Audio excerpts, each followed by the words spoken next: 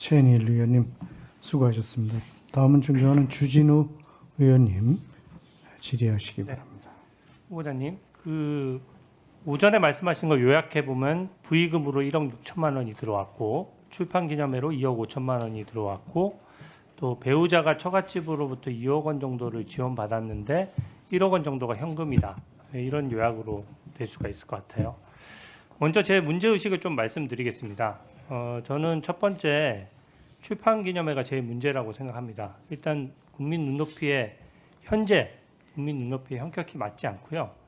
보통 경조사를 하더라도 일반 국민은 적어둡니다. 나한테 뭐 축의금을 낸 사람 액수만큼 맞춰서 내려고 다 적어놓고 서로 낸 만큼 받는 거거든요.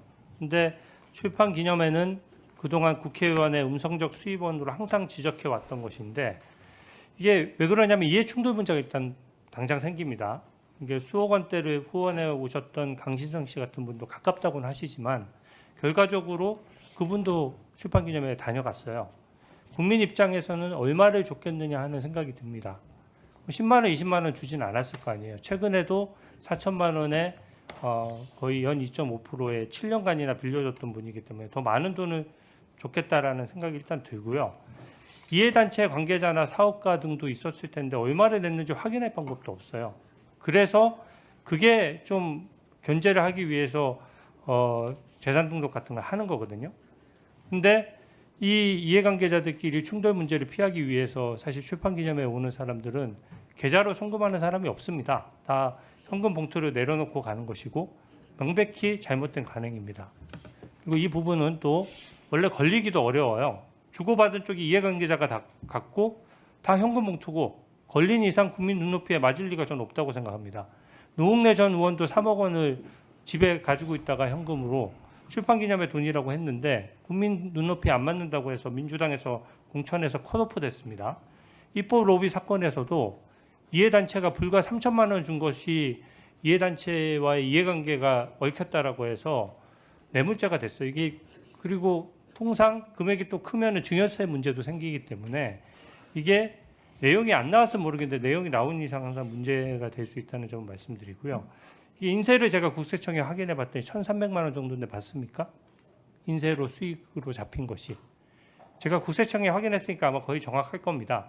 어떤 책과 관련한 말씀이신가요? 두 권의 책 전부 다 합쳐서 국세청에 신고된 인세가 1,300만 원 정도인데 그렇게 확인하셨으면 그것이 네. 맞겠죠. 예. 근데 후보자는 야인 시절에는 사실 출판 기념회를 안 하셨어요. 근데 이게 보면은 국회의원이 되어서 권력이 있어야 사실은 사람들이 모이고 현금 봉투가 나오는 것이지 현실적으로 그냥 책을 팔아서 이 돈을 모으는 건 저는 좀 현실적으로 어렵다라는 생각이 듭니다. 그리고 빙부상 조의금도요. 국회의원도 다 김영란법 적용 대상이거든요. 물론 뭐 그 빙부상이고 그렇기 때문에 일정 부분 조의금은 불가피하다고 생각하지만 그게 일단은 최근에 수입 대비 지출이 너무 높다 보니까 1억 6천만 원이나 들어온 것도 일반 국민 관점에서는 좀 과도하다는 생각이 들어요. 왜냐하면 장례 비용도 다 부담을 했을 거고 처가 쪽에도 가족이 있을 텐데 후보자에게 1억 6천만 원이 배정이 됐다는 얘기거든요. 그리고 아까 말씀하셨던 처갓집 2억 원 중에 1억 원 현금도 현금이 사실 현금이 일반 국민들이 다 하지 않지 않습니까? 그래서 사실은 이 1억 현금 부분도 결혼한 자녀가 독립생계를 하는데 생활비와 현금 주면 일반 국민이 바로 증여세 탈루 문제가 생기고요.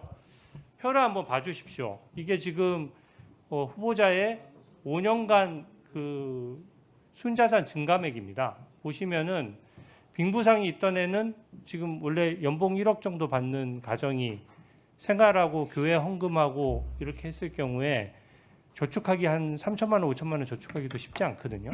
근데 순자산으로 는 게 2억 1천만 원이니까 아마 빙부상에서 했던 돈이 입금이 된 것 같아요. 근데 문제는 2021년입니다. 2021년도 한 푼도 안 쓰고 모아야 저게 1억 2천만 원의 재산이 늘 수가 있거든요. 근데 재산 등록이 됐다라고 하지만 빙부상이 있고 나서 그 다음 해에도 재산이 1억 1천만 원 는다는 걸 알 수가 있고요. 2022년도에 출판기념회 있을 때는 순자산이 대폭 증가했습니다. 2억 5천만 원이 증가했고 또 출판기념회 두 번째에는 오히려 아까 말씀대로라면 현금 1억 5천, 1억씩 각각 들어왔어야 맞는데 순자산은 또 줄어들었어요. 근데 제가 주목하는 건 2024년도인데요. 이때는 이 세비로 다 쓰고 나서도 2억 1천만 원이 늘었거든요. 여기에 대한 자금은 어떻게 생각하십니까? 말씀대로라면 뭐가 2023년도에 늘었다고요? 재산 등록을 다 마치고 2024년도에 현금이 하나도 없었어야 맞는 거잖아요. 네.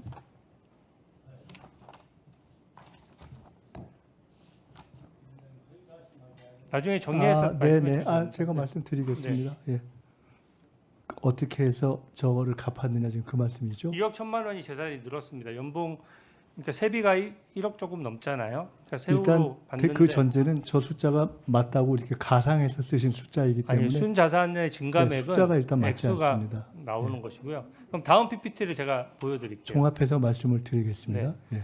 여기도 마찬가지입니다. 수입 지출 현황인데요. 보시면 빨간색이 수입이고 파란색이 그 지출인데 매해 다 높았어요. 그러니까 재산 등록이 매해 정상적으로 이루어졌다 그러면 수입 대비 지출이 더 많은 경우가 생길 수가 없거든요.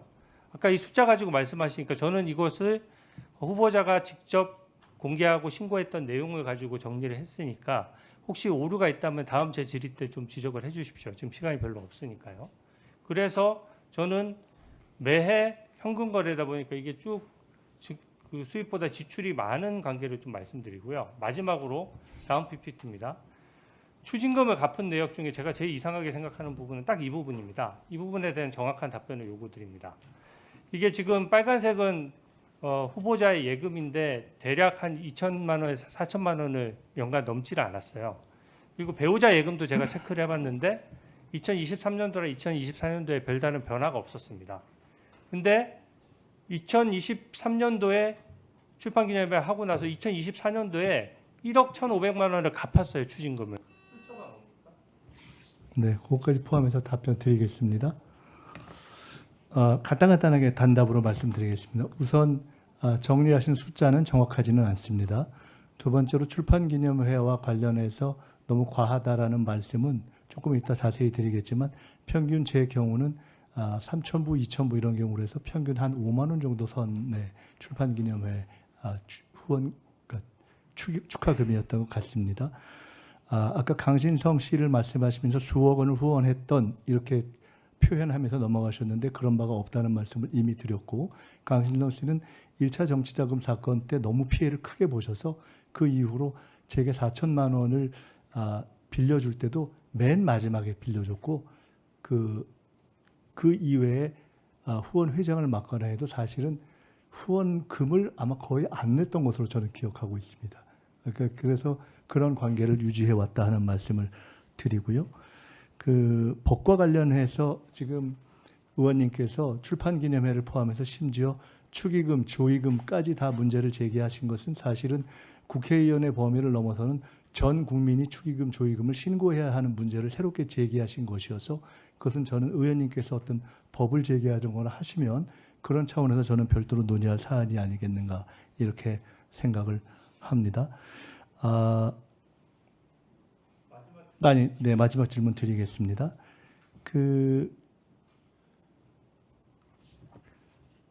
궁금하신 것이 앞서서 이러저러한 것들을 혹은 출판기념회 혹은 축의금, 조의금으로 갖고 맨 마지막에 남아있던 1억 정도의 추징을 어떤 수입원으로 갚았느냐, 수입원이 없지 않느냐 이렇게 말씀 주신 것으로 이해합니다. 대출했습니다.